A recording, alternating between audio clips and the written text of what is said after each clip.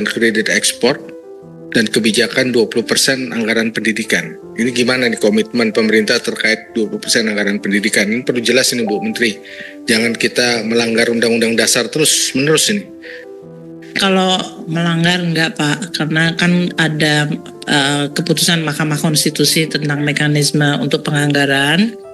Kami akan coba untuk terus mendekatkan kepada angka itu, sambil pada saat yang sama Pak Dolvi, seperti diketahui bahwa anggaran pendidikan itu dialokasikan melalui banyak channel. Ada yang transfer ke daerah untuk terutama biaya operasi sekolah, melalui gaji dari tenaga pendidikan, melalui Kementerian Agama yang itu merupakan instansi vertikal dan untuk sekolah-sekolah seperti madrasah, dan juga untuk perguruan tinggi itu baik perguruan tinggi di bawah Kementerian Agama seperti UIN atau berbagai universitas maupun universitas-universitas di bawah Kementerian Ristek Dikti kalau sekarang menjadi Universitas Pendidikan. Kita masih punya dan untuk kebudayaan dan juga yang kita tingkatkan melalui beberapa kementerian lembaga seperti Universitas Pertahanan di Kementerian Pertahanan,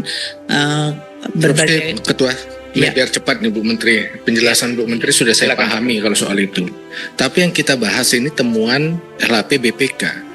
Karena di dalam 20% itu ada sekian persen yang ditaruh di dalam pembiayaan yang di dalam rencana pemerintah sendiri untuk menerbitkan pembiayaan tidak dilakukan, karena itu memang by design itu tidak dilakukan. Karena kalau pembiayaan itu terbit nambah utang, itu prinsipnya Bu.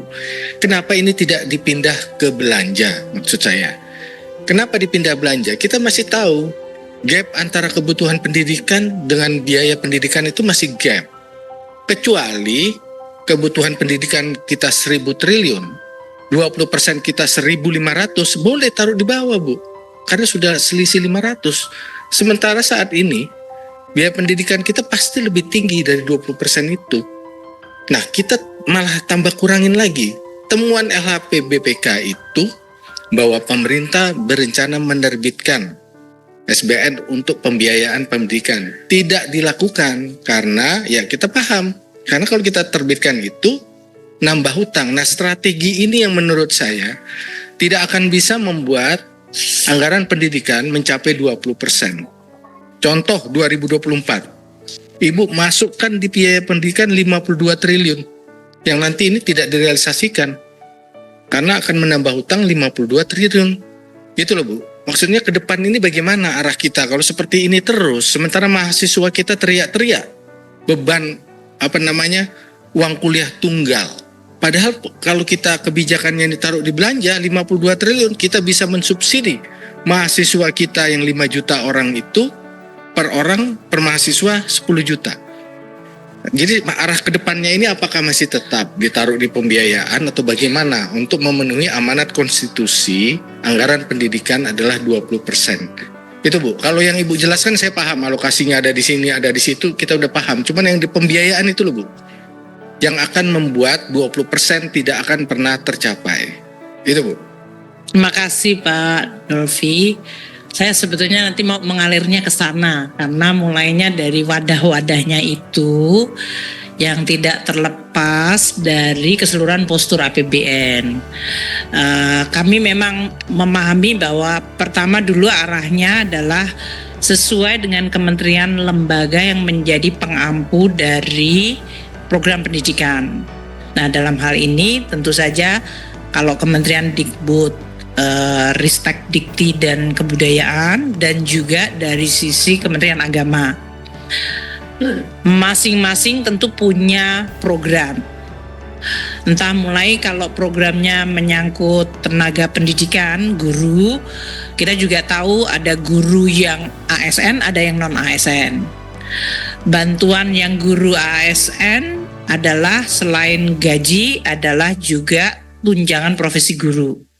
Tapi TPG ini tidak hanya untuk guru ASN, sehingga yang non ASN pun juga masuk. Jadi kalau mau bicara tentang non ASN yang harus disertifikat dan mendapatkan tunjangan, itu kami mengikuti apa yang diprogramkan oleh kementerian terkait. Poinnya adalah dari kementerian tersebut ingin meyakinkan bahwa tenaga pendidik yang memang sudah qualified, certified, mereka mendapatkan. Itu pun ada kapasitas masing-masing. Nah, ini kan kita salurkan melalui DAU, kalau Pak Dolfi sudah tahu mengenai hal itu. Sedangkan untuk yang lain biaya operasi sekolah, kita juga salurkan untuk masing-masing. Untuk beasiswa, Kementerian Ristek Dikdasmen, kalau sekarang Dikdasmen berarti untuk beasiswa, kalau biaya untuk kuliah Ristek Dikti. Itu mereka juga sudah punya targeted berapa dari siswa-siswa atau mahasiswa yang akan mendapatkan beasiswa tersebut. Jadi kalau mengenai apa dan berapa, tentu mereka akan membutuhkan. Sekarang dengan berbagai program yang kita lakukan, kita tetap melakukan. Itu untuk anggaran pendidikan sesuai dengan peruntukannya, Pak Dolfi. Pak Dolfi sekarang mempermasalahkan yang kita taruh di below the line, yaitu yang di bawah pembiayaan. Sebagian memang masuk dalam LPDP, yang di situ akan masuk menjadi anggaran abadi untuk pendidikan tinggi, anggaran untuk pesantren, anggaran untuk kebudayaan, maupun untuk LPDP dan research. Itu kita sudah ada dan Bapak dan Ibu sekalian bisa mengundang nanti LPDP mengenai program mereka. Kita pun sekarang juga mengadjust dengan menteri-menteri yang baru untuk apakah ada arahan-arahan yang harus ditambahkan atau dipertajam. Mengenai 50 triliun Pak Dolfi tahu betul, itu adalah di satu sisi adalah size dari seluruh belanja, 20% kita alokasikan selain yang sudah clearly allocated melalui KL dan yang kita masukkan ke LPDP, kita mencadangkan sebetulnya karena kita juga melihat kemungkinan total anggaran nggak sebesar yang tadi. Artinya total belanja, total anggaran yang akan dibelanjakan setiap tahun kan Pak Dolfi tadi kami menyampaikan di sini, even Kementerian Keuangan kemungkinan akan menyerapnya 93,7%. Jadi kalau bicara tentang 20% dari total seluruh APBN, kita tahu mungkin bisa bergerak termasuk pergerakan yang berasal yang sering tidak bisa kita kontrol adalah subsidi.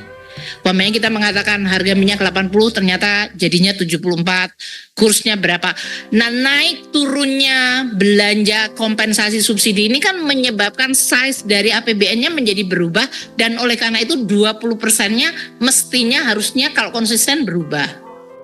Yang terjadi selama ini kalau kita pas pendapatan cukup besar seperti tahun 2022-2023 Pak Dolfi, kami membayar subsidi kompensasi semaksimal yang kita bisa. Sehingga PLN Pertamina kalau Bapak dan Ibu sekalian lihat sekarang kelihatannya sehat, ya karena kita membayarnya tepat waktu dan semuanya sesuai. Dan ini menyebabkan belanja kita menjadi besar, maka 20%-nya menjadi besar.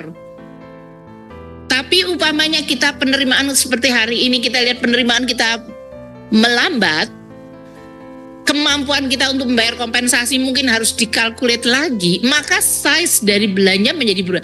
Jadi Pak Dolfi memang itu menjadi semacam shock absorber, bukan karena kita tidak ingin membelanjakan, tapi itu adalah bagian dari kita mengelola seluruh APBN kita yang bagian masing-masing ada yang fix, ada yang bergerak.